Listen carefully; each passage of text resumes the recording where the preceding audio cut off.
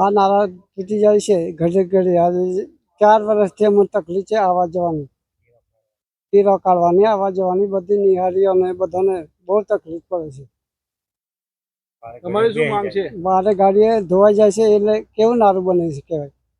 સારું રિપેરિંગ પાછું બનાવો એ માંગ છે. બીજી હું આ નિશાળીઓને જવાની બહુ આપદા પડે છે.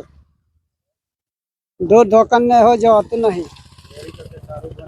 હા, ભીખાભાઈ.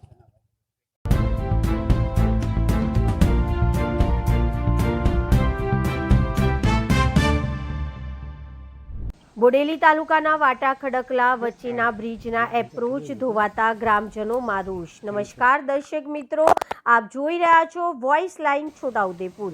વરસાદી ઋતુ શરૂ થતાં જ બ્રિજનો એપ્રોચ વારંવાર ધોવાઈ જતા સ્થાનિક ગ્રામજનોમાં ભારે રોષ જોવા મળી રહ્યો છે. ગ્રામજનોએ આક્ષેપ કર્યો છે કે છેલ્લા 4 થી 5 વર્ષથી હાલાકી વેઠ્યા બાદ પણ જ્યારે બ્રિજ બન્યો છે ત્યારે પણ આ રીતની સમસ્યાઓથી હાલાકી વેઠવાનો વારો આવ્યો છે. ત્યારે આટલા રૂપિયા ખર્ચ કરવાનો મતલબ શું?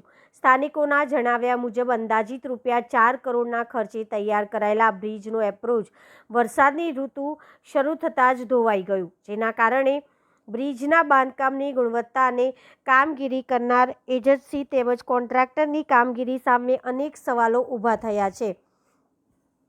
એપ્રોચ ધોવાઈ જતા આસપાસના ખેડૂતોને પોતાના ખેતરમાં તૈયાર થયેલા કેળાના પાકનું બજારમાં વેચાણ કરવામાં ભારે મુશ્કેલીઓનો સામનો કરવો પડી રહ્યો છે. ઉપરાંત શાળા કોલેજ જતા વિદ્યાર્થીઓને પણ અવરજવર કરવામાં તકલીફ પડી રહી હોવાનું સ્થાનિક જણાવ્યું હતું. સમગ્ર મામલે માર્ગ અને મકાન વિભાગના અધિકારીઓને જાણ કરવામાં આવતા તેઓએ સ્થળની મુલાકાત લઈ સ્થિતિનું નિરીક્ષણ કર્યું હતું અને અધિકારીઓએ વહેલી તકે સમસ્યાનો કાયમી ઉકેલ લાવવાની ખાતરી આપી હતી.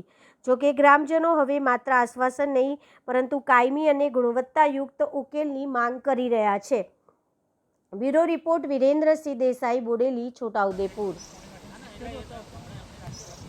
કોતર ઉપર 4 કરોડના ખર્ચે નારું તૈયાર કરવામાં આવેલું છે અને લગભગ 50 થી 100 ફૂટ બેવ સાઈડ પર જે માટીકામ કરેલું છે ને એમાં આ લોકોએ જે પાણી છોટીને પ્રેસ કરવું જોઈએ કસેલું નહીં, તો બંને સાઈડો પર બ્રિજની આજુબાજુ કેળો પડીને બેસી જાય છે અને ઘણીવાર ગોળ ગોળ મોટા ખાડા પડી જાય છે.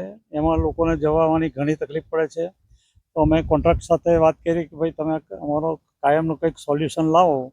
પણ આજે હમણાં એક સાહેબ આવ્યા હતા, એમને એવું કીધું છે કે અમે આને ખોદાવી અને નવરાત્ર સુધીમાં અમે તમને ખાડા પૂછી આપીશું કહે છે. પણ ખરેખર જો પહેલેથી જ આ લોકોએ વ્યવસ્થિત કામ કર્યું હોત તો આજે આ પોઝિશન ના આવતી પડતી. તમે ખોટા બીજા ખર્ચા પડે છે. તમે એકવાર જ્યારે ખર્ચો પાડ્યો છે તો પછી એ લોકોએ આ સોલ્યુશન થવું જોઈએ ને, એમ મારું કહેવું. અમારે આ નારું છે એ 4 કરોડના ખર્ચે આ નારું બનેલું છે, જેનું અત્યારે આ 2-2.5 ઇંચ વરસાદની અંદર એટલું બધું ધોવાણ થઈ ગયું જેની કોઈ એ નથી. હવે આગળ રજૂઆત કરી તો આ લોકો આવીને પથ્થર કાકરા પૂરીને જતા રહ્યા છે.